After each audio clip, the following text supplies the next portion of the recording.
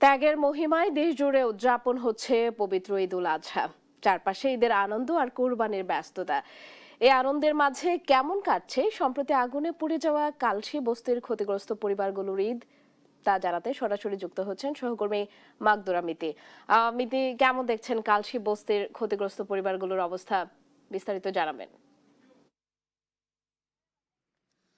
শেফালি, আপনাকে ধন্যবাদ। এই মুহূর্তে আমি রয়েছি মিরপুরের কালশী বস্তিতে এবং আপনি অবগত আছেন যে গেল 25শে মে এখানে কিন্তু ভয়াবহ অগ্নিকাণ্ডের ঘটনা ঘটে এবং এই অগ্নিকাণ্ডের ঘটনায় শুধু যে এখানকার মানুষগুলো তাদের ঘরবাড়ি হারিয়েছেন এরকমটা নয়, এখানে কিন্তু তাদের যে ঈদ আনন্দ সেই আনন্দও কিন্তু তারা একই সাথে হারিয়েছেন। এবং এখানে অগ্নিকাণ্ডের ঘটনায় আমি যদি আপনাকে একটু দেখাতে চাই, আপনি আমার পেছনে দেখতে পাচ্ছেন যে এখানে প্রায় 200-র বেশি ঘরবাড়ি ছিল যেগুলো মানুষ হারিয়েছেন এবং পুরোপুরি আগুনে পুড়ে গেছে। এবং এখানকার যারা ঘরবাড়ি হারিয়েছেন তারা কিন্তু এখন বিভিন্ন জায়গায় বাস্তুচ্যুত হয়ে বসবাস করছেন, ব্রিজের নিচে কিংবা ফ্লাইওভারের নিচে।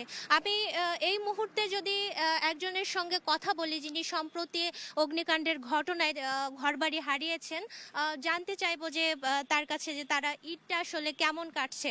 আপনি আমাদেরকে জানাবেন যে ঈদের যে আনন্দ সেটা আসলে আপনি ঈদটা কিভাবে কাটাচ্ছেন। তোরে বাইরে চকোলেটে ডুবিয়ে ভীষণ মজা, গোলমাল চকোলেট, জাদু মাখা স্বাদ।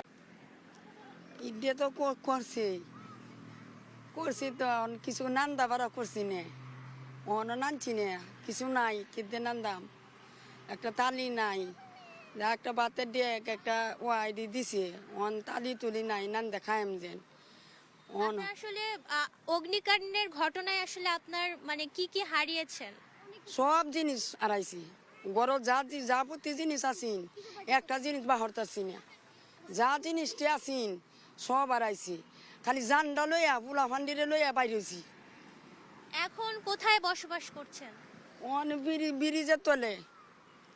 ব্রিজের তলে আমরা তাহি। অন কি করাম তে অন রুম পাইনে তে অন কি করন যাইব, একটা রুম লাগলে অন 5,000 টাকা 4,000 টাকার কমে তো একটা রুম রাখন যায় না, আর রুম তো অন পাওয়া যায় না। অন এই দুঃখে অন হেনুকে আবুদানিরে লে হেনুকে তাহন লাগে তাই তো। শেফালি, আপনি যেমনটা শুনছিলেন এখানকার শুধু এই গল্পটা যে শুধু ওনার একার এরকমটা নয়, এখানে যারা আসলে ঘরবাড়ি হারিয়েছেন তারা কিন্তু সকলেই অনেক মানবেতর জীবনযাপন করছেন এবং অনেকেই ব্রিজের নিচে এবং অনেকেই আবার ফ্লাইওভারের নিচেও তারা কিন্তু বাস করছেন এবং ঈদের যে আনন্দ সেটা তাদের মধ্যে নেই বললেই চলে। শেফালি, রাজধানীর কালশী বস্তি থেকে এই ছিল আমার কাছে সর্বশেষ তথ্য।